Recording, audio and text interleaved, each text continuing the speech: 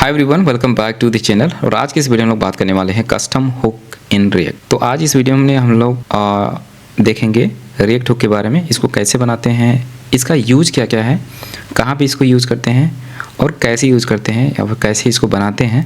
So let's see ये custom hook in React.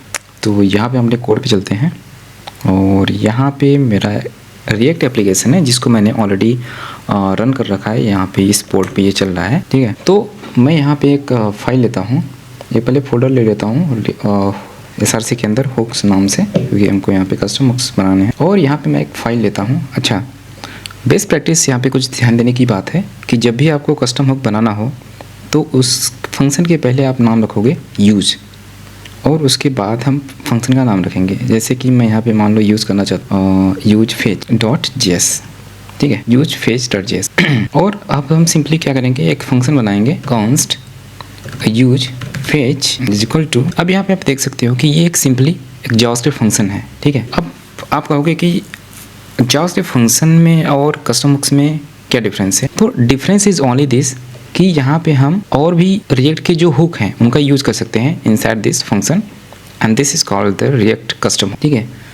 तो यहाँ पे हम कुछ लॉजिक लिखते हैं, ठीक है, यानी कि हमारे पास जैसे कुछ हमारे पास जैसे ऐसे कोई बिजनेस लॉजिक है जिसका हमको बार बार यूज़ करना पड़ता है।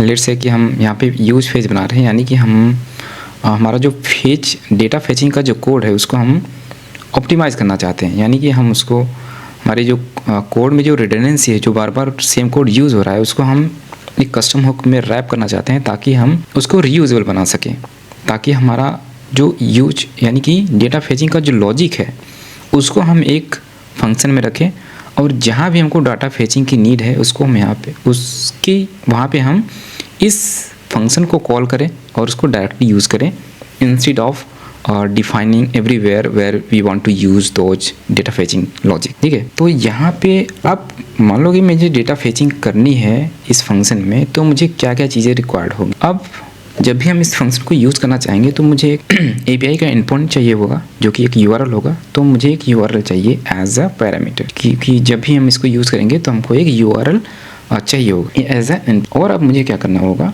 यहाँ पे हम डायरेक्टली क्या करेंगे, फेच, और यहाँ पे URL पास करेंगे डॉट देन। अब हम क्या करेंगे, res response dot JSON recover करेंगे। फिर फाइनली हमको क्या मिलेगा, डेटा मिलेगा देन, और यहाँ पे मुझे मिल जाएगा डेटा। अब यहाँ पे एक बात आती है कि हम इस डेटा को जो है स्टेट में स्टोर करना है। तो यहाँ पे हम क्या करेंगे, यूज स्टेट, यानी कि एक रिएक्ट हुक का हम यहाँ पे यूज़ कर रहे हैं इस कस्टम हुक में। यानी कि एक सिंपली एक नॉर्मल जावास्क्रिप्ट फंक्शन था, अभी हम इसमें एक रिएक्ट हुक का यूज़ कर रहे हैं जो कि यूज स्टेट है, ठीक है। यहाँ पे हम डिफाइन करते हैं डेटा से डेटा, और यहाँ पे अब हम क्या करेंगे, इस डेटा को हम जैसे रिस्पॉन्स आता है इस डेटा को हम इसमें सेव कराएंगे, सेट डेटा में, ठीक है। और यहाँ पे हम एरर को कैच करेंगे, तो यहाँ पे हमको सिंपली एरर मिलेगा।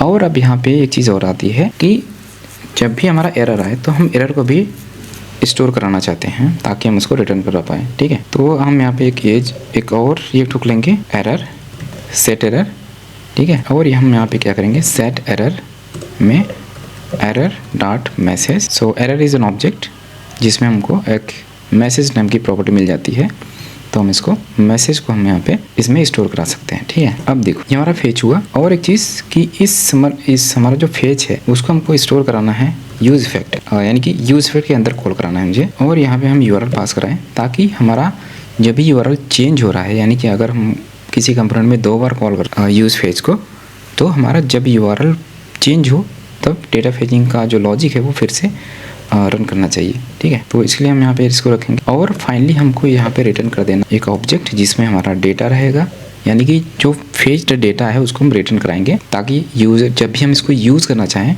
तो हम URL एज ए इनपुट लेंगे और हम रिटर्न करेंगे डेटा, फेच्ड डेटा। और अगर एरर है तो एरर भी रिटर्न कर देंगे। और एक चीज़ और है, लोडिंग हम रिटर्न कराएंगे कि जब तक डेटा फेच हो रहा है हम लोडिंग स्टेट यहाँ पे देखते हैं। यहाँ पे एक और स्टेट लेते हैं, यूज स्टेट लोडिंग, यहाँ पे इनिशियली ये फॉल्स रहेगा। और जैसे ही हम इसको स्टार्ट करेंगे हम क्या कर देंगे, सेट लोडिंग क्या कर देंगे, ट्रू, यानी कि जैसे ही हमारा पहले हम लोडिंग स्टार्ट कर देंगे फिर फेच करना स्टार्ट कर देंगे, ठीक है।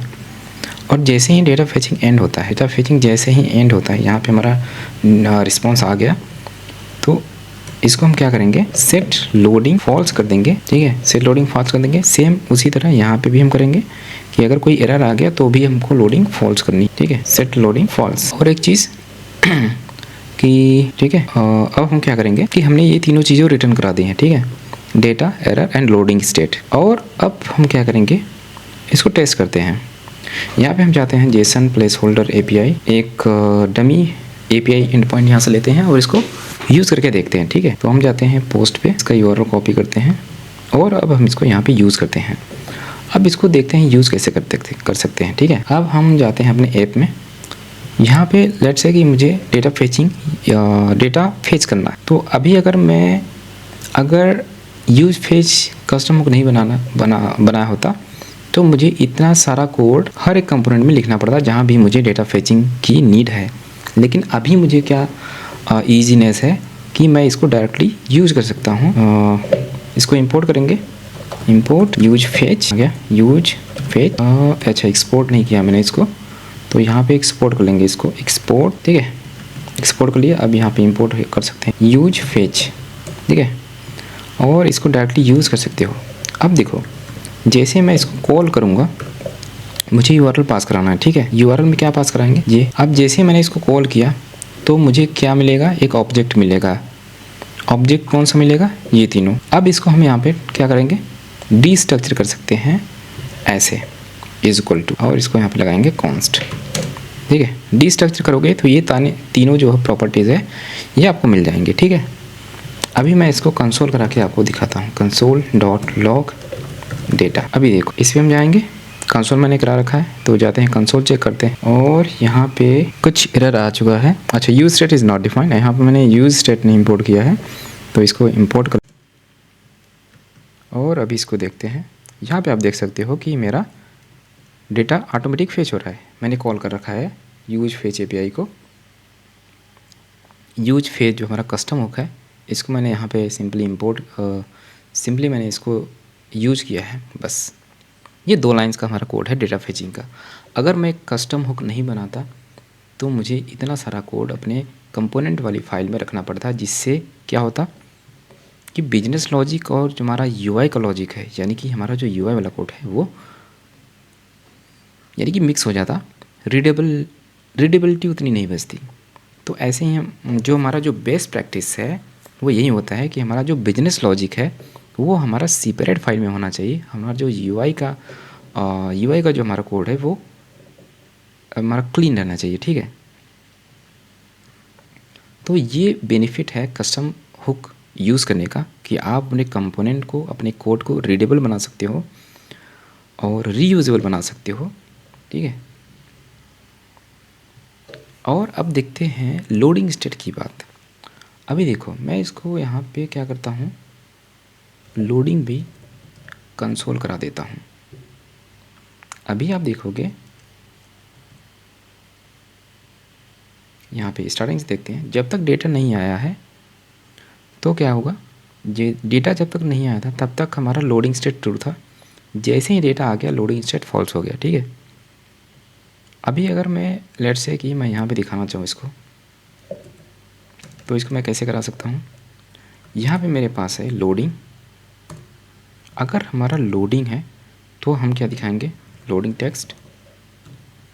अदरवाइज़ हम क्या करेंगे, जेसन डॉट स्ट्रिंगीफाई। हम ऑब्जेक्टिव डायरेक्टली रेंडर तो नहीं करा सकते, बट इसको एज ए स्ट्रिंग डिस्प्ले करा सकते हैं। ठीक है, यहाँ पे भी आप देखना,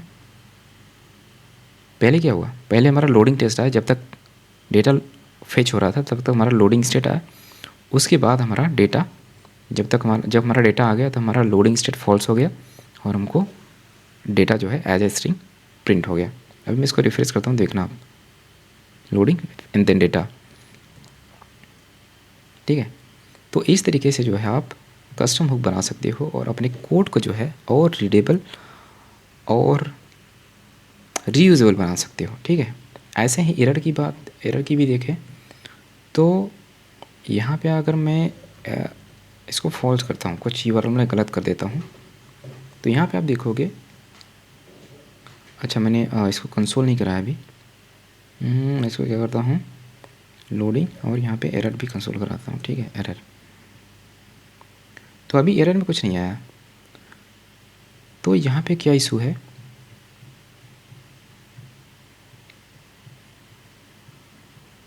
यहाँ पे हमको हमारा जो फेच होता है एपीआई, यहाँ पे हमको जो है एरर जो है मैन्युअली कैच करना पड़ता है। अगर कोई वो 404 या फिर कोई,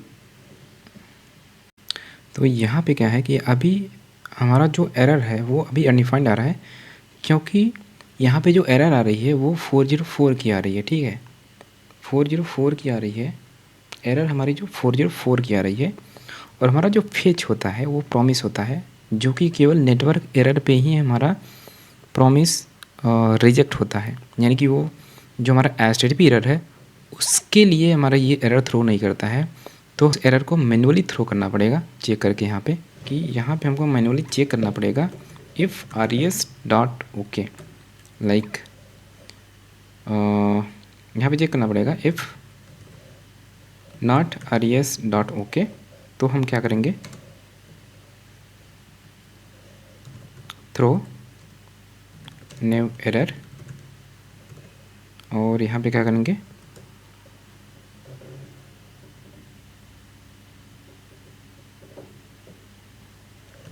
नेटवर्क एरर नेटवर्क एरर। ठीक है, या फिर यहाँ पे हम सिंपली कर देंगे res डॉट स्टेटस टेक्स्ट। ठीक है, और अगर ये एरर नहीं है तो हम क्या कर देंगे, res डॉट रिटर्न कर देंगे इसको, रिटर्न res डॉट जेसन।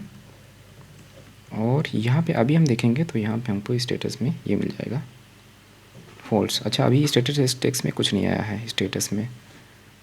इसमें जाते हैं, यहाँ पे जाओगे रिस्पॉन्स में, तो यहाँ पे हेडर्स में 404 नॉट फाउंड, स्टेटस कोड में 404 नॉट फाउंड। स्टेटस टेक्स्ट में हमारा जो ब्लैंक आ रहा है अभी, तो यहाँ पे हम मैन्युअली कुछ टेक्स्ट मैसेज डाल सकते हैं, जैसे कि नेटवर्क एरर 404। और अभी आप देखोगे कि ये नेटवर्क ये जो है एरर थ्रो जब हम करेंगे तो यहाँ पे फाइनली हमको ये एरर मिल जाएगा, एरर डॉट मैसेज में। यहाँ पे आप जाओगे कंसोल में, अभी आप देखोगे नेटवर्क 404, ये हमारा जो डेटा है, ये लोडिंग स्टेट, और ये हमारा एरर। ठीक है, तो इस तरीके से जो है हम कस्टम हुक बना सकते हैं। तो एक बार मैं इसको रिवाइज करा देता हूँ कि यहाँ पे हमने कैसे इसको बनाया। तो यहाँ पे हमने एक सिंपल जावास्क्रिप्ट फंक्शन लिया, यूज फेच। यहाँ पे हमारे पास कुछ नहीं था। ठीक है, और यहाँ पे हम एक क्या करते हैं, एक URL लेते हैं, क्योंकि हमको डेटा फेचिंग का लॉजिक बनाना था, डेटा फेचिंग कस्टम हुक बनाना था। तो हमने यहाँ पे सिंपली एक URL एज अ पैरामीटर लिया, और आफ्टर डेटा फेचिंग, डेटा को स्टोर कराने के लिए हमने ये 3 हुक्स लिए, for loading, for error and for data to save. और फाइनली हम क्या करते हैं कि जब हमारा डेटा फेच हो गया, हम इसको रिटर्न कर रहे हैं, हम इस डेटा की वैल्यू को रिटर्न कर रहे हैं। यहाँ आप जो है वैल्यू रिटर्न कर सकते हो, फंक्शन भी रिटर्न कर सकते हो। ठीक है, कहीं हमको ऐसी नीड होती है कि हमको फंक्शन रिटर्न करना पड़ते हैं। जैसे कि अगर हमको लेट से बनाना हुआ यूज लोकल स्टोरेज, अगर हमको लोकल स्टोरेज का कस्टम हुक बनाना हुआ, तो वहाँ पे हम क्या करेंगे, वहाँ पे हम दो फंक्शन बना सकते हैं, gate data and set data, यानी कि लोकल स्टोरेज को सेट करने के लिए और गेट करने के लिए। तो यहाँ पे हम सिंपली 2 फंक्शन बनाएंगे, gate data and set data, और उन दोनों फंक्शन को रिटर्न करा देंगे यहाँ पे। और हम उसको अपने कंपोनेंट में डायरेक्टली एक्सेस कर सकते हैं उस फंक्शन को, और फंक्शन को डायरेक्टली यूज़ कर सकते हैं। ठीक है, तो इस तरीके से जो है आप कस्टम हुक बना सकते हो। सो आई होप कि ये वीडियो आपको अच्छा लगा होगा। यूज़ कस्टम हुक आपको समझ में आया होगा कि कस्टम कैसे बनाते हैं, कहाँ पे बनाते हैं, और इसका क्या यूज़ है। तो अगर आपको इसके रिगार्डिंग कुछ डाउट है, या फिर आपको कोई और टॉपिक की वीडियो चाहिए, तो आप कमेंट कर सकते हो इस वीडियो के कमेंट सेक्शन में, and I will create a video on that topic. Till then, bye. Thanks for watching.